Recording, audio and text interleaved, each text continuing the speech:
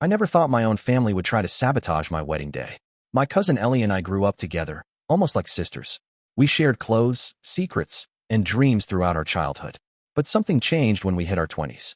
The petty competitiveness that had always lingered beneath the surface of our relationship morphed into something uglier. It started when I got engaged to Mark last year. We'd been together for 4 years, and everyone saw it coming. Everyone except Ellie, apparently. She'd just gone through a messy breakup with her boyfriend of 6 months and seemed genuinely shocked that I was moving forward with my life, while hers felt stuck. "Congratulations," she said at our engagement party, her smile not quite reaching her eyes. I guess someone had to lock him down eventually. I brushed it off. Ellie had always been the dramatic one, and I figured she'd come around once the initial shock wore off. I even asked her to be one of my bridesmaids, not maid of honor, which went to my best friend Jenna, but still an important role. I thought including her would help heal whatever rift was forming. Big mistake. The wedding planning started normally enough. We chose a beautiful venue, a restored historic barn with gardens that would be in full bloom for our June wedding. I wanted something elegant but unpretentious, with a soft color palette of sage green and dusty rose. The bridesmaids' dresses were simple floor-length gowns in sage, with delicate lace details that complemented my dress without competing with it. Ellie complained about everything. The color washed her out. The style made her look frumpy. The lace itched. The cost was too high for just being background decoration. Still, she eventually agreed to wear the dress, and I thought we were past the worst of it. Then came my bridal shower last weekend. My mom and Jenna had organized a beautiful afternoon tea at my favorite local cafe. Everyone was having a wonderful time until Ellie arrived an hour late, making a dramatic entrance. "Sorry I'm late," she announced loudly. "I was shopping for my outfit for the wedding." She pulled out her phone and passed it around the table. My heart sank as I saw what was on the screen, a white dress. Not just any white dress, but a floor-length, lacy white gown that looked disturbingly bridal. "You can't be serious," I said, trying to keep my voice steady as the phone made its way around the table, accompanied by uncomfortable glances. "What?" Ellie's eyes widened with fake innocence. "It's not exactly white, it's champagne. And it's not like anyone would confuse me for the bride. I'm just trying to look my best." "It's a wedding, not a competition," my mother interjected firmly. "Exactly," Ellie replied with a smirk. "So why does it matter what I wear?" The bridal shower dissolved into awkward small talk after Ellie's announcement.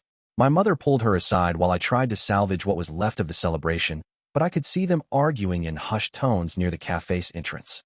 When they returned, Ellie was sullen and my mother looked exhausted. "She's just seeking attention," Mom whispered to me later. "Don't let her ruin your special day." But Ellie wasn't finished. That evening, she posted the dress on Instagram with the caption, "Can't wait to wear this stunner to a certain upcoming family event. #showstopper #June wedding." She tagged me in it. My phone exploded with concerned texts from friends and family. Jenna was furious, offering to accidentally spill red wine on Ellie if she dared show up in white. My future mother-in-law called to ask if there was some family drama she should know about. Mark was my rock through all of this. "If she shows up in that dress, she'll only embarrass herself," he reassured me. "Everyone will see it for what it is, a desperate plea for attention." I tried to take the high road and called Ellie directly the next day. "I saw your post," I began, keeping my voice calm. "I'm hoping you were just joking about the dress." "Why would I joke about that?" she replied coolly. "It cost me nearly $500. Ellie, you know it's not appropriate to wear white to someone else's wedding." "Oh please," she scoffed. "That's such an outdated tradition.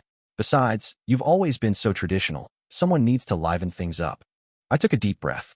"I'm asking you, as my cousin who I've always considered like a sister, please don't do this." Her voice suddenly hardened. "You know what? I'm tired of always being in your shadow. Ellie, why can't you be more like your cousin? Ellie, look how well your cousin is doing. Now you're getting your perfect wedding with your perfect fiancé, and everyone's fawning all over you again." The raw emotion in her voice caught me off guard. "I never knew you felt that way." "Of course you didn't. You were too busy being perfect." I tried another approach. "If you're unhappy as a bridesmaid, you don't have to participate. But please, as a guest, respect this one tradition." "If I'm not a bridesmaid, then I'm just a guest who can wear whatever she wants," she countered. "You can't have it both ways." The conversation was going nowhere, so I ended it before saying something I'd regret. That night, I broke down in tears, feeling like my own family was sabotaging what should be the happiest time of my life. The next day, my aunt, Ellie's mother, called me. "I heard about the dress situation," she said tentatively. "I want you to know I've spoken to Ellie." I held my breath, hoping for good news. "She's going through a lot right now," my aunt continued. I think this wedding is bringing up some complicated feelings for her. That doesn't excuse trying to ruin my wedding, I said quietly. No, it doesn't, my aunt agreed. But I think I understand where this is coming from. My aunt's voice softened as she explained that Ellie had been secretly engaged last year. Her boyfriend had broken things off just weeks before they planned to announce it to the family. No one knew because Ellie had been too humiliated to tell anyone. She watches you living her dream, my aunt said. I'm not excusing her behavior, but maybe understanding might help. I felt a wave of empathy, quickly followed by frustration. I'm sorry she's hurting, but this isn't the way to handle it. I know, my aunt sighed. I've asked her to come over tomorrow. Would you join us? Maybe if you two actually talk. I agreed, though I wasn't optimistic. The next day, I arrived at my aunt's house to find Ellie already there, sitting stiffly on the couch. My aunt served tea and then conveniently remembered an urgent errand, leaving us alone. The silence stretched between us until I finally spoke. I didn't know about your engagement. Ellie's head snapped up, eyes flashing. Mom had no right to tell you that. She's worried about you. We all are. I don't need your pity, she said, but her voice cracked slightly. It's not pity. I just wish you'd told me. Ellie's carefully maintained facade finally crumbled. How could I? Everyone was so excited about your perfect relationship while mine was imploding. He cheated on me. Did Mom tell you that part? With his coworker. Had been for months. Tears streamed down her face now. Then your engagement announcement came just 2 weeks later. I couldn't handle it. I should have been planning my wedding, not watching you plan yours. I moved to sit beside her on the couch. I'm so sorry, Ellie. I had no idea. I know it's not your fault, she admitted. But every wedding detail feels like salt in the wound. That stupid dress was my breaking point. I found it after drinking too much wine and thought, why should she get everything? We talked for hours that afternoon, really talked for the first time in years.